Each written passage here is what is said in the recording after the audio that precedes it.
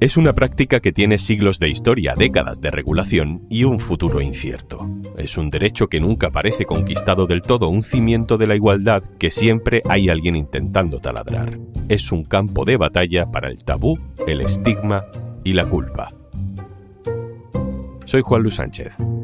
Hoy en Un Tema al Día.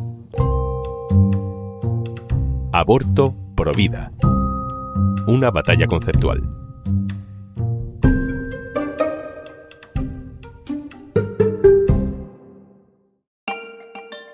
Sigue siendo difícil en un grupo de amigos, entre compañeras, compañeros de trabajo, que alguien hable abiertamente sobre el aborto, sobre su decisión de abortar. Y sin embargo, en el discurso público, en el discurso político, es cada vez más frecuente escuchar argumentos como este, de un diputado de Vox en Murcia, hace tan solo unos días. Decía el descubridor del síndrome de Down que una verdadera civilización no se juzga por su poder o su tecnología, sino por su trato hacia los débiles que no pueden defenderse.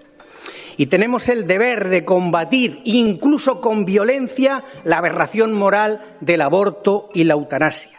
No solo en España, en todo el mundo ha subido el tono contra las mujeres que deciden abortar. Y puede uno escuchar también razonamientos como el de este catedrático en Derecho Constitucional que conecta el derecho al aborto con el derecho a matar en un debate de televisión. ¿Cómo va a poder alguien tener un derecho a matar? Y al cabo sería un derecho al aborto. No es precisamente ir a favor de la vida, sino en contra de una cultura de la muerte que yo creo que, por desgracia en España, cuanto antes la superemos mejor.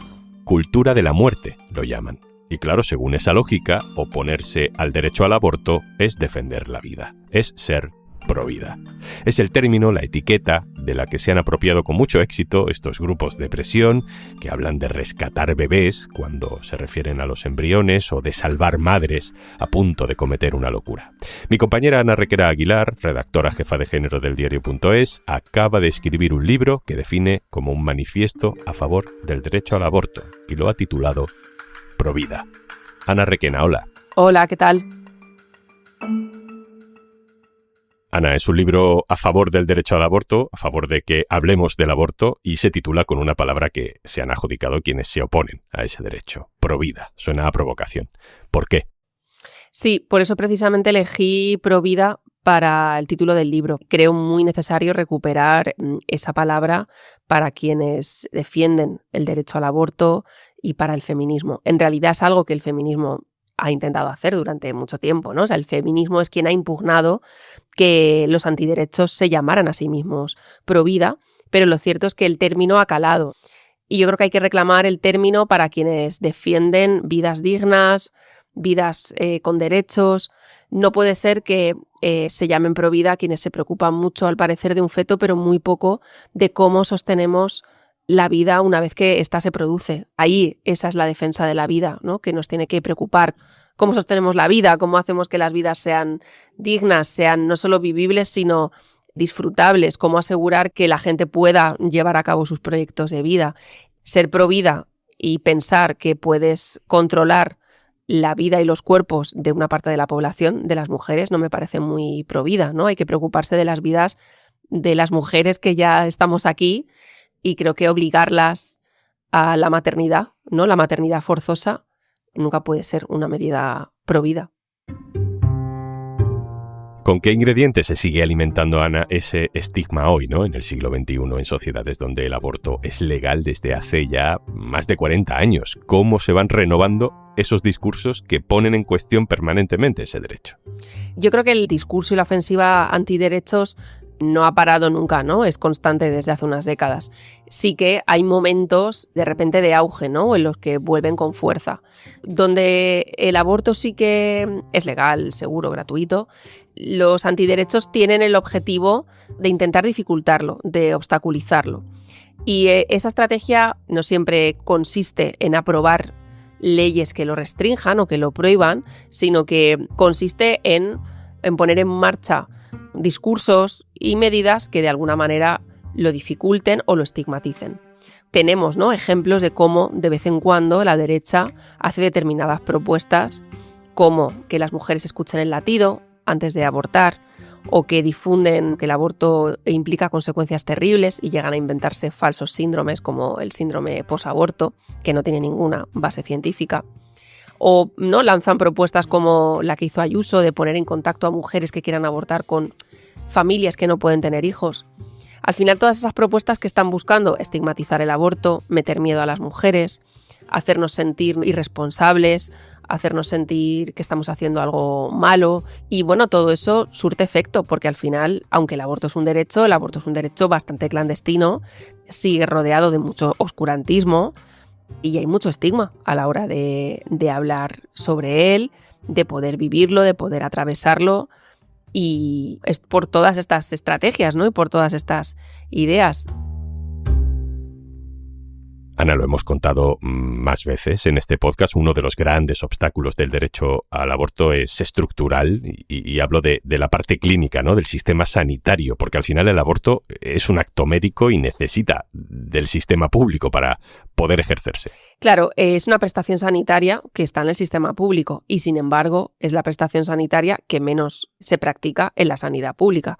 No encontraremos otra prestación sanitaria que la realice las clínicas privadas como la del aborto. Y eso es muy significativo. ¿Cómo es posible que una prestación sanitaria esté prácticamente externalizada en un porcentaje altísimo de los casos? ¿Por qué? Pues claro, por el estigma y por las dificultades. Muchos profesionales cuentan cómo una vez que tú entras a formar parte del equipo de un hospital, se ha dado por hecho que todo ese servicio era objetor. Si los jefes son objetores, pues ya se da por hecho que esa objeción se extiende a todo el mundo. No ha habido intención nunca de regular dentro de los centros sanitarios esa objeción de conciencia, que debe ser individual, nunca debe ser colectiva. Y, por ejemplo, pues claro, lo que te cuentan muchos profesionales es si algunos queremos o sí que estamos dispuestos, cómo te enfrentas a esa estructura que no pregunta, que da las cosas por sentado, o cómo te enfrentas a jefes que sabes que son objetores, me pueden poner a hacer solo interrupciones voluntarias del embarazo. En fin, hay miedo, ¿no? Que ahora la nueva regulación de la objeción de conciencia aborda todos esos asuntos, pero ya estamos viendo que hay muchas resistencias, como la de la Comunidad de Madrid, a ponerla en marcha. Hay además una falta de formación del personal sanitario. Si tú en la carrera no aprendes cómo se hacen las interrupciones voluntarias del embarazo, no solo es que hay una carencia de formación, es que te están diciendo que por algún motivo tú de eso no tienes que aprender. Para contar esto en el libro hablé mucho con Abel Renuncio, que es ginecólogo y puso en marcha por primera vez en 2 hospitales públicos de Castilla y León la práctica de la interrupción voluntaria del embarazo. Efectivamente, hay en nuestro país una carencia formativa vinculada a diferentes motivos. Por un lado, la estigmatización, que por desgracia continúa, o incluso por no valorar la interrupción voluntaria del embarazo como una necesidad importante dentro de los derechos de salud sexual y reproductiva. A nivel universitario, era nula la formación hace unos años, ahora sigue siendo baja o por lo menos de lo que sería deseable. En el examen MIR no se pregunta sobre estos temas. La parte práctica solo se puede aprender en los hospitales que participan en la interrupción voluntaria del embarazo dentro de la sanidad pública, que recordemos que es escasamente supera el 21% de la participación, y esto no debería permitirse. Y el tercer nivel de carencia sería a nivel de propios ginecólogos, ginecólogas. Esta carencia formativa contribuye a mantener la estigmatización del aborto dentro del imaginario colectivo y dentro de nuestra sociedad. Y en último lugar, tiene una consecuencia fundamental como perjuicio para las mujeres que en demasiadas ocasiones se ven obligadas a desplazarse para poder realizar la interrupción voluntaria del embarazo porque no se lleva a cabo en su área geográfica, muchas veces aumentada esta dificultad por las carencias formativas. No es fácil, lo saben quienes trabajan en radio, en televisión, en podcast, recabar testimonios de gente que no sea activista contando su caso, ¿no? Su aborto, el porqué, en qué circunstancias, cómo lo vivió, cómo lo sintió. Ana, tú has podido hablar para el libro con muchas mujeres que han abortado. ¿Qué es lo que más te ha llamado la atención en esas conversaciones con esas mujeres que están a nuestro alrededor más inmediato y que han podido pasar por eso? Casi todas las mujeres veían como en este libro un poco la oportunidad de contar en voz alta su historia, ¿no? De ser escuchadas. Veían mucha necesidad todas de que existiera este relato público sobre el aborto. Y luego La verdad que la experiencia que más me he encontrado es la del alivio y la liberación. Luego cada una tiene sus emociones, ¿no? Atravesó el proceso de una manera y por supuesto que existen un montón de emociones y de matices distintos. Depende del momento en el que le pilla a cada una, de lo acompañada que estás, de muchas circunstancias vitales. Pero desde luego la experiencia más frecuente, lo que todas mencionan es pues el alivio y la liberación de poder decidir sobre tu vida. Eso lo destacan todas las mujeres, todas las mujeres. Y claro, muchas, a pesar de ello, lo que cuentan es, no lo he contado, ¿no? O parece que tienes que vivirlo en silencio o que no puedes compartirlo porque de alguna manera temes que alguien te diga algo inapropiado, que te señalen, que la gente cambie la idea que tienen de ti solo por haber interrumpido un embarazo. Ana, tú en el libro citas a 2 psiquiatras muy famosos, con mucho poder durante, por ejemplo, el régimen franquista, totalmente contrarios al aborto, claro, que hablaban de la mujer como un ser solamente capacitado para lo doméstico, destinadas a ser madres. Hoy en día no sería muy aceptable este tipo de teorías o de declaraciones públicas, pero en el fondo la intención de quienes se oponen al aborto no está muy lejos de eso, ¿no? De hecho, conviene recordar lo que dijo Alberto Ruiz Gallardón, ministro de Justicia de Rajoy en 2012 y un político supuestamente moderado, en un debate del Senado. Y vale en este caso la libertad de la maternidad para decir que eso es lo que a las mujeres les hace auténticamente mujeres. Ana, aunque los discursos se modifiquen y haya matices, se modernicen los argumentos, al final estamos hablando de lo mismo y viene de lejos. Pues viene de muy lejos y muchas de esas ideas siguen en realidad muy vigentes. Claro, hay muchas pensadoras feministas que cuentan, ¿no?, cómo al final la idea de la maternidad como fin último de las mujeres, ¿no?, como manera de realización suprema de las mujeres, no solo es un ideario moral, sino que es un ideario muy funcional a cómo hemos construido nuestra sociedad y nuestra economía. Silvia Federici explica cómo el capitalismo ya desde el siglo XV empieza a fraguarse sobre la explotación del cuerpo de las mujeres y cómo necesita controlar a quienes producen la fuerza de trabajo. Y esas son las mujeres. Ella dice que el cuerpo de las mujeres es la última frontera del capitalismo. Y claro, controlar los úteros de las mujeres se convierte en una cuestión de controlar la reproducción de la vida tal como la conocemos. Los idearios de mujeres pues que parecen que estamos destinadas a cuidar, seres, ¿no?, maternales, dedicados a los otros, sustenta un modelo de sociedad sin duda, pero también sustenta nuestra economía, nuestra manera de organizarnos.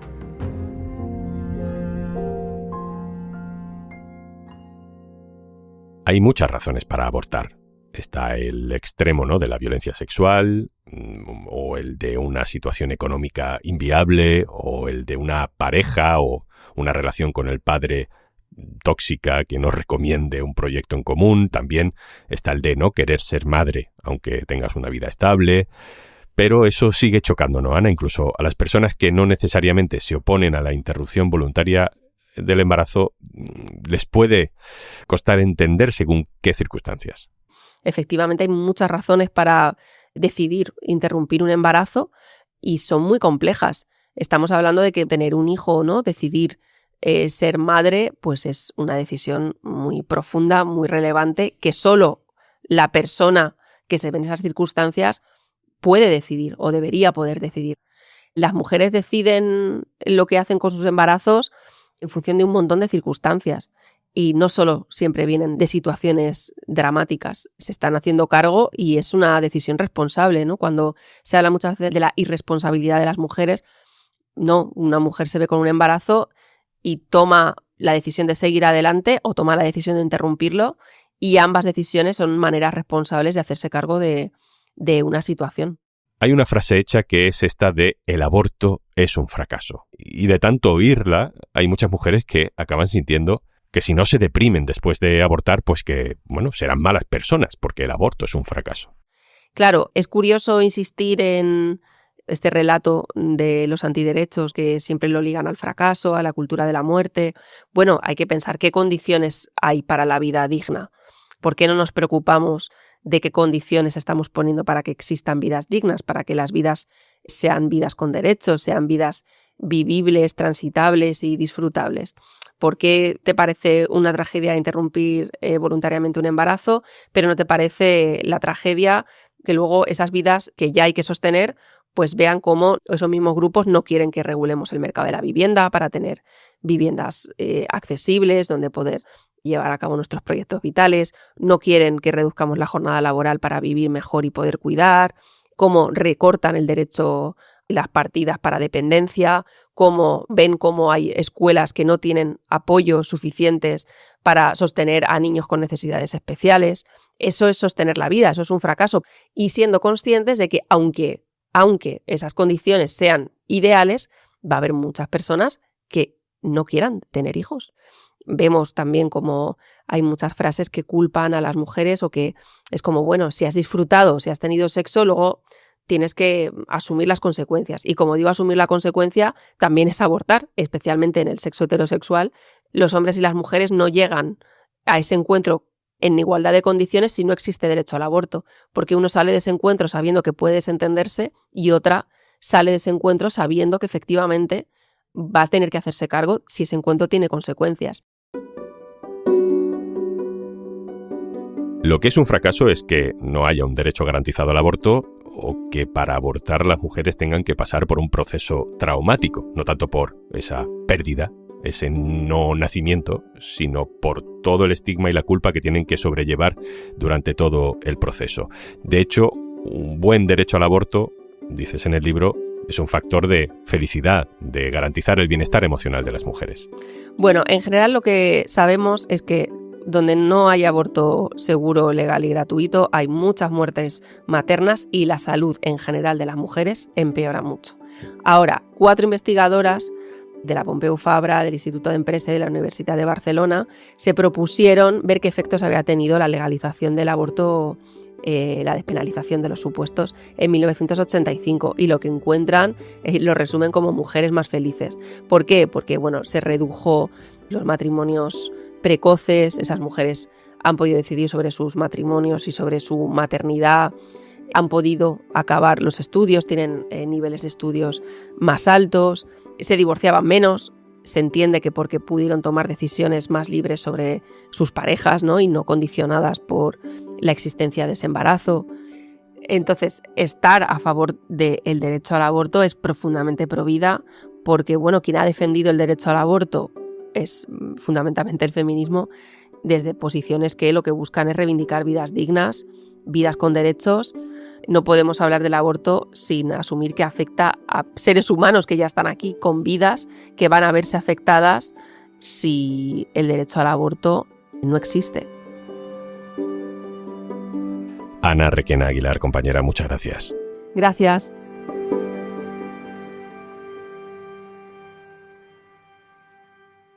Esto es Un Tema al Día, el podcast del diario.es. Si te gusta lo que hacemos, necesitamos tu apoyo. Hazte socio, hazte socia en eldiario.es/un socio al día. Este podcast lo producen Carmen Ibáñez, Marcos García Santonja, Lucía Martín e Izaskun Pérez. El montaje es de Pedro Nogales. Yo soy Juan Luis Sánchez. Mañana, otro tema.